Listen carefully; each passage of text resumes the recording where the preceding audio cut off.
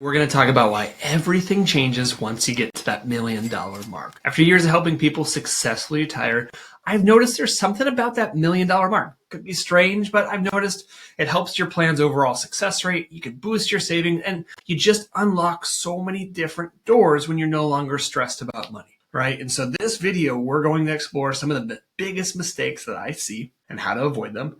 And secondly, we're going to dive into ways that you can maximize your wealth now that you've gotten to this level. And last, we're going to focus on a real life case study. Clients that are in their mid 50s, they've accumulated over $1 million and they're figuring out what to do next, how much they could retire on, and why it's so important that they know their number and all the possibilities that are open for them depending on what they want to do next. Now, before we dive into our case study and all the ways we can maximize our wealth, I first want to start with the 3 most common mistakes I see, even for people who have already accumulated $1 million plus, right? They've already saved a bunch of money. But the first mistake I commonly see is people don't know their number. In other words, they don't know how much they need to save. It's an arbitrary amount. Maybe I need $1 million, $2 million, $5 million. It leads to this discomfort, this dissatisfaction, or even anxiety, right? Around, do I have enough saved, right? We see all the time in headline news, you need $1 million, $2 million, $5 million, whatever it is, right? We have a certain benchmark we're going after. But what we first have to figure out is, what is our number? What's specific for us and our family and our expenses, right? Because what did I say in our last video? If we don't have a map, any road's going to take us there. And so what we first have to figure out is, what are we spending today? And are we going to spend around the same amount in retirement? Maybe it's less, maybe it's more, but, and this sounds really cheesy, but I say specific is terrific. So when we talk about retirement, what is it that you want to do? Is it, I want to retire and work part-time selling tickets for the Dodgers, or working part-time at Lowe's or Home Depot, or maybe it's working at a fabric store, whatever it is, whatever brings you joy and satisfaction and fulfillment and purpose, those types of things, we need to get specific. Maybe it's traveling once a year on a really big, luxurious vacation. It's getting that, going on that cruise and getting a room with a view and a big balcony, those types of things. Whatever your retirement is, it needs to be uniquely yours. And once we figure that out, we can then say, okay, what is this going to cost us? Because once we know that number, we can work backwards. So what we're going to do in figuring out our number of how much we need to save and accumulate in our investment portfolio is first start with, what are our fixed sources of income going to be? That could be Social Security, that could be a pension, that could be real estate income, that could be a bunch of other things, even part-time income. The goal is, this is all income that's coming in that's not going out of our portfolio. And what that allows us to do is not place so much stress on our portfolio. And I'll talk about that a little bit later. So let's first go ahead and write it down on a piece of paper.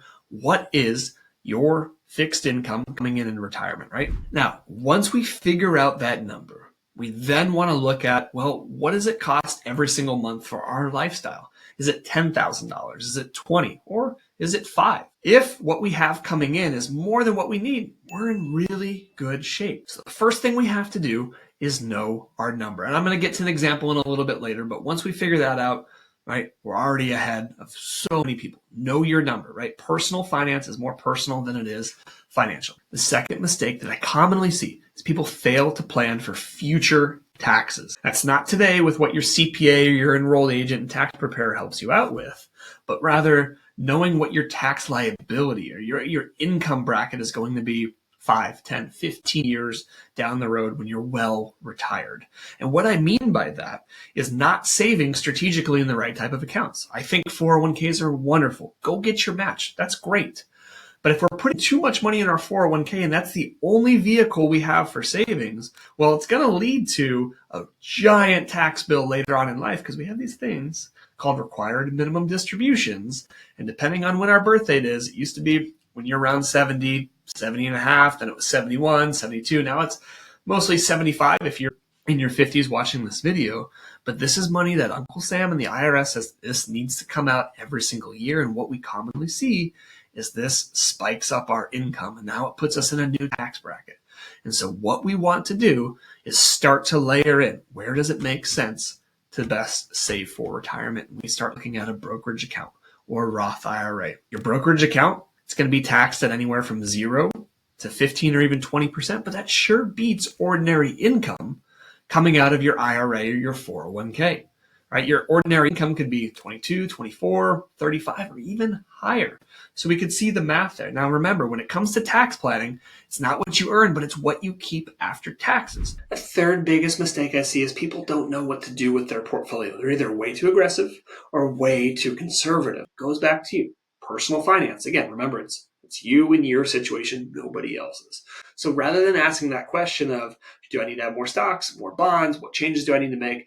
Instead, what I want you to focus on is how much money do I need my portfolio to generate for me in retirement? Because once we have that number, it goes back to what I said earlier. When we work backwards, once we figure out what we're solving for, we can then begin to build your portfolio specifically for you in your situation. And what we'll see in this case study is we built this portfolio specifically for this client. They had specific cash flow needs that we needed to address. They wanted to have a certain amount of money layered in cash and in short-term bonds, and we call this our war chest, and we'll dive into that in just a moment. But it was specific to them, and that was the most important point, because regardless of what happens in markets and in politics and in the world, they knew that they had 5 to 10 years of cash flow just ready to go, which then allowed them to take on a sufficient amount of risk in equity markets, knowing that they can allow themselves to be a little more aggressive. Now, as you're watching this video, something comes up and you want someone to look at your plan for you. That's exactly what I do. So if you want to go ahead and click on the link below in the description, we'll send you a personalized video just like this, where we'll give you an exact analysis of everything that you need to do and where you stand for retirement. Because this is really important. I want to stress that not having enough saved up for retirement could lead to some really big problems that I commonly see, right? Whether it's running out of money too soon, or it's missing out on potential gains because we're required to be more conservative, right? Because if we need our money each and every month, that means we're going to naturally have to be more conservative. And that could look like missing out on potential big gains. Because remember, it's about you and your specific situation. So if we need that money to live off of in retirement, that then means we can't take on enough risk, which can lead us to missing out on some really big bull market, right? So this is why it's so important to know your number, understand where you're at today while you're still working, and what number you need to get there. Because we don't want you to have to stress, right? We want you to have that stress-free retirement, have that second or third drink on the beach, enjoy, treat your kids, your family. That's what you've worked so hard for. Again, so if you have questions around what is my number, how do I solve that, I need an analysis, go ahead and click on the link below. We're here to help. Now, we talked about all the pitfalls, all the mistakes, all the things to avoid in getting your way into retirement. So now that we have that out of the way, all the common mistakes, what I want to get to is the meat and potatoes here, which is you've saved $1 million, you're doing great, and this isn't the final destination. No, this is a starting point. This is a launching pad, because what you now have, $1 million, it's so hard to be able to accumulate, is now that you're at that point, this allows you to have more options. This allows you to walk into work a little lighter, right? To be able to figure out if this number works for you and your family and your expenses, you may not need to stay in that job another 5 or 10 years. This provides options. It provides freedom and flexibility and those types of things. And so what we're going to dive into in this case study is this couple that's in their mid-50s that has already hit that $1 million threshold, how this provides options and the things that we could do to start maximizing after-tax strategies, Roth conversions, early retirement, playing with our spending numbers, those types of things. And so one of the things that we did with Frank and Joy was to say, hey, retirement planning is all about options. And so what does it look like maybe instead of an early retirement or spending more? Because what they told us is they didn't want to work till 67. That didn't work for them. So we went back to the drawing board and said, okay, what if we retire at 62, spend $6,000 a month? What is it going to take then, right? And what we found was it takes Frank being able to work from 62 to 65 part-time. He can do anything that he wanted. He could collect tickets at Dodger Stadium. He could sell merchandise on eBay, whatever it is, right? Work at an auto parts store, whatever he wants to do, right? Joy wanted to continue to substitute teach as well. And what this allowed them to do was not draw extra money from their portfolio, and it gave them wiggle room until they were in retirement, until they were collecting Social Security. Now, here's the really interesting thing. What it also did was it created this big tax window where you see their income goes from what they're traditionally making, about $180,000, $190,000 a year, down to next to nothing, right? We're not collecting Social Security yet. Maybe they have some years where they collect part-time income, but it allows them to start to layer in, should we do a Roth conversion? What does that look like? Or if we don't want to do the Roth conversion, we may not need to work in a job that gives us benefits because we can go on the open care marketplace, right, ACA, and now qualify for health premium tax credits, right? So a lot of different things that we're able to do within the retirement plan. Now, what we see here, and this is huge, is that in retirement, they're not pulling a whole bunch of money out from their investment account. We could see $40, $50, $55, $90,000 a year from their investments. But as a withdrawal percentage, it's less than 4. It's less than 4.5 or 5, which keeps them in the game. Because if they were to start spending more or an early retirement, what we could see instead as we update this here is now we're getting really dangerous territory, 6, 7, 8%, and we're going to run out of money soon. So again, it comes back to, do your numbers support it, knowing how much you could spend, and creating a game plan around that portfolio. So when we look at how we built the portfolio for Frank and Joy, we first worked backwards with figuring out how much money they needed to use in that years leading up until they can collect Social Security, so from 62 to 67. And then secondly, once Social Security kicked in at 67, how much money they needed to pull. And what we showed on that last screen here was their distribution rate. And so when they start working part-time in retirement, delaying Social Security, their distribution rate is really low. When we build that portfolio for them, it's really important that we first start with our cash layer. This is going to be our safety net. Now, within what we call our war chest, we're figuring out cash and short-term bonds. And really what we're trying to figure out here is, can we layer in somewhere between 3 to 10 years worth of living expenses that we can safeguard from equity markets? Each person's going to be a little different on how they want to approach it and what they're comfortable on with their risk premium. But when we start to look at this, we first want to say, can we have 1 to 3 years in cash? So with interest rates where they're at right now, we could still generate 3, 4, even 5%, depending on where we park our money. And what this allows us to do is we have that Fort Knox, we have that war chest there.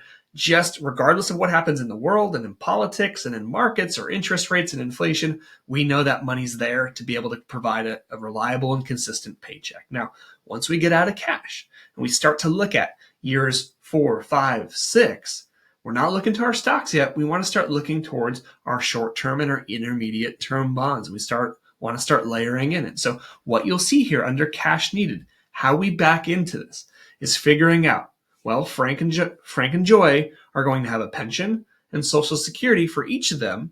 And combined, that's going to be about $6,500 a month, which leaves them about $3,000 to $4,000 a month short. And so when we look at cash needed, we have to figure out, where is it going to be? And once we've solved for that number, we can then figure out how much money we want to put in our war chest. And we like to, as I mentioned earlier, keep somewhere between 4 to 8, even 10 years just siphoned away in that war chest between cash and bonds. Now, and so once we figured out how much cash Frank and Joy need, we can fully fund our war chest. Because what that allows us to do, we see our safe withdrawal rate here. Frank and Joy aren't even close to that number, right? Statistically speaking, when we look at different studies over time, we can get somewhere between the 4 and 5%, even 5.5% rate without running a risk over time. Because what we also know is, we're complex beings. We don't spend the exact same amount every year. We might want to go on a big trip.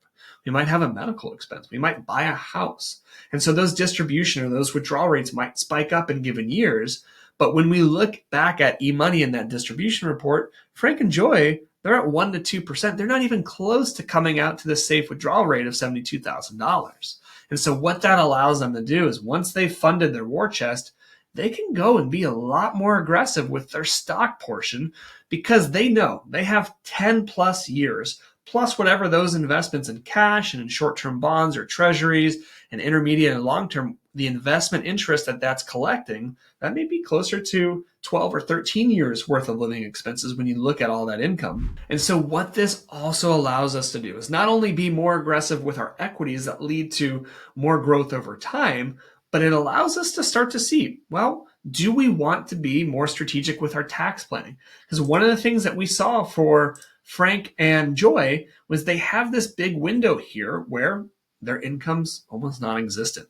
So do we want to spend some of that money to do a Roth conversion? Honestly, they talked about being able to give their kids $500,000. Well, that sure would be a great gift to give their kids that $500,000 in Roth money instead of pre-tax money, because most likely when their kids receive it, they're going to be in their 50s or 60s. They're probably going to be at the peak earning of their careers, and they're going to have to pay taxes at whatever their brackets they are, respectfully. So as you can see, for Frank and Joy, everything changed when they got to that magic number of $1 million.